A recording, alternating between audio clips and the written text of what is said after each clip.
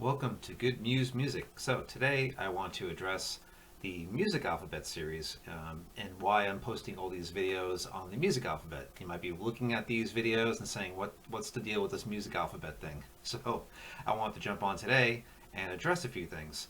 So the idea of the music alphabet, as I've mentioned many times on all the videos, is that we deal with the letters A through G in the music alphabet.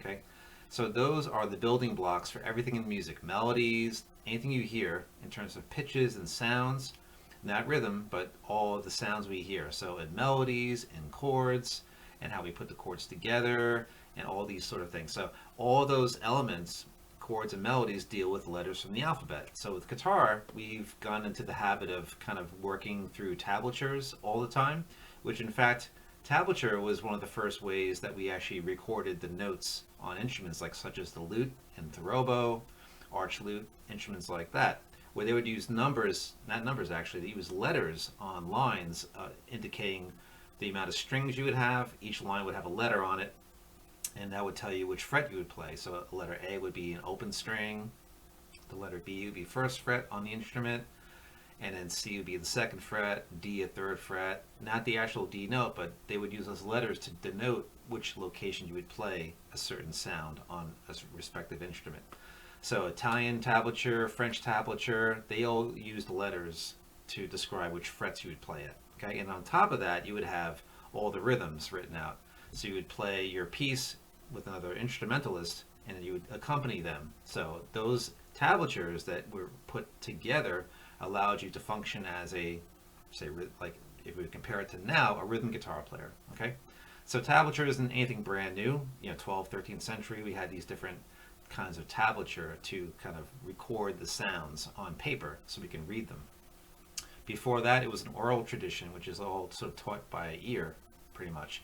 You'd be playing something in response to somebody else's playing. They would show you how to play a certain tune, and you would respond in kind by just copying it. So tablature isn't a brand new thing. Modern notation as we know it came about 17th, 16th, 17th, 18th centuries. So the reason why I'm doing all these letters and placing them on the fretboard is that you can easily take that information and take your tablatures that you know that you play right now and convert those to letters from the music alphabet, from the main alphabet. Okay, and as I mentioned too, the music alphabet is the same as the main alphabet. The only difference is we only use 7 letters. So we just use 7 letters from the main alphabet to construct everything we need to play.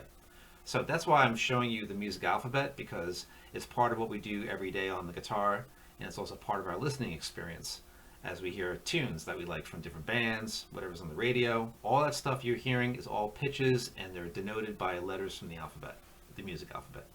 And A through G is the collective that we use. And if you continue going ascending through the letters A, B, C, D, E, F, G, once you hit G, you return back to A, hence the first 7 letters. We just continue to use those and recycle them.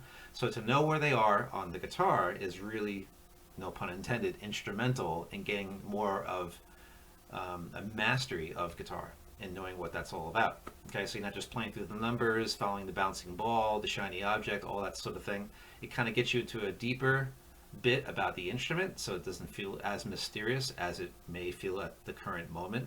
So, and it kind of gets rid of the tablature dependency a little bit and kind of gives you a little ear training so you can actually hear things. So maybe you might find something in your tablature that doesn't quite sound right.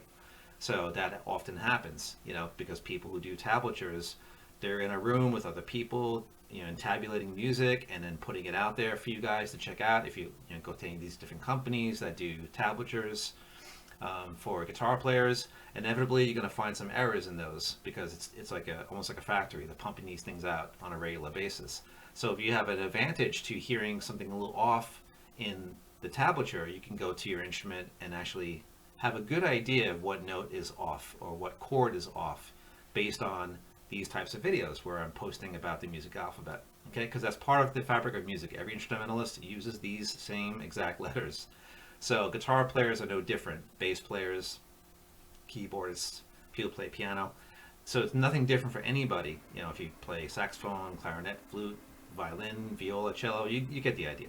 Any instrument that plays music plays through these notes. So guitar players are no different.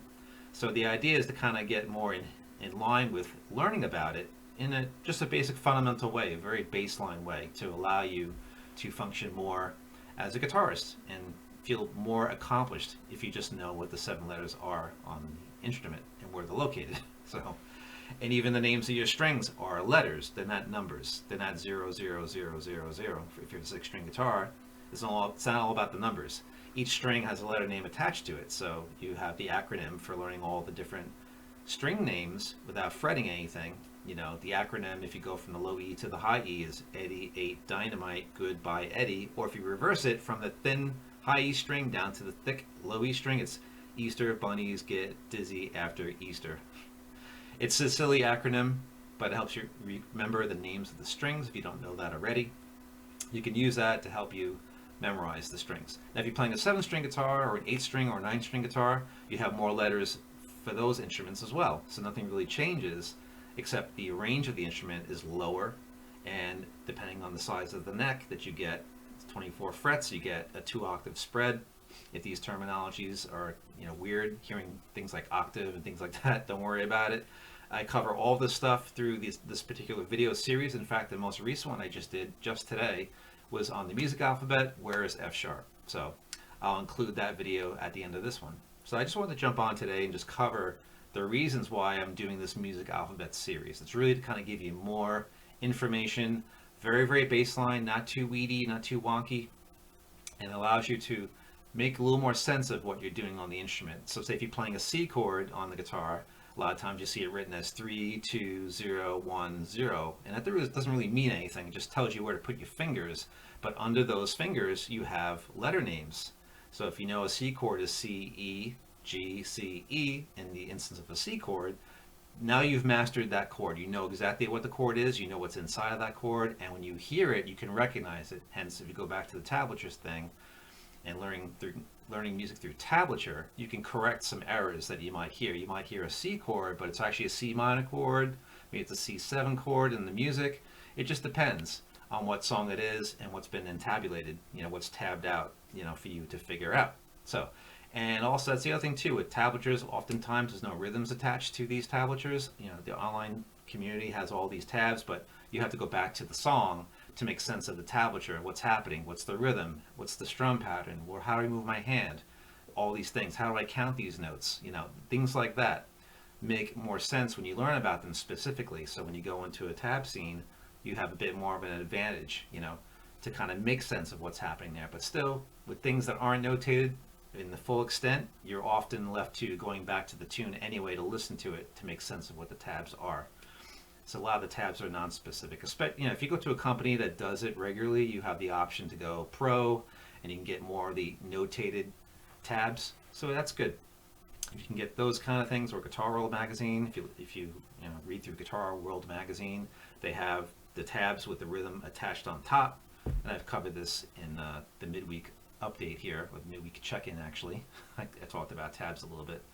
So long story long, learning those letters from the alphabet really gives you a much more of a leg up and a bit of mastery on certain elements. And again, not too deep, just very baseline, okay? There's much more room for doing more in-depth videos here.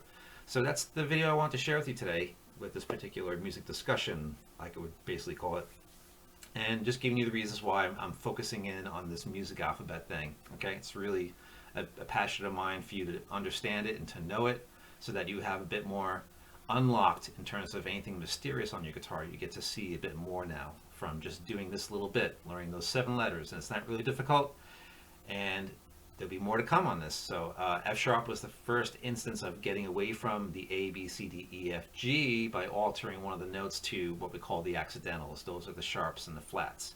Again, all sounds very fancy, but it's something you hear every day, and maybe it's just something that's not as in the realm of kind of understanding what that is, or paying attention to. We just hear this stuff, but it is what you hear every day when you hear music. So, or if a phone rings, there's a pitch associated with the phone ringing. Whatever it is, it's all sound can be identified both with numbers in terms of frequency, hertz, kilohertz, all these different things, cycles per second, with physics of sound, and then the basic sound we hear is denoted with a letter name. So there you go.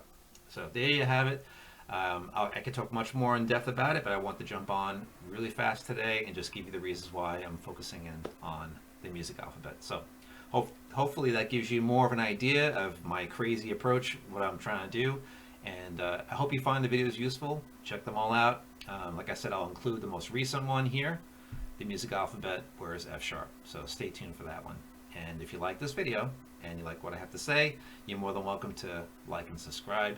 And if there's a notification bell, feel free to hit that too. And we will see you in the next video. So take care. Tomorrow, Friday, will be the end of week summary. So have a great day and good luck with everything. Bye.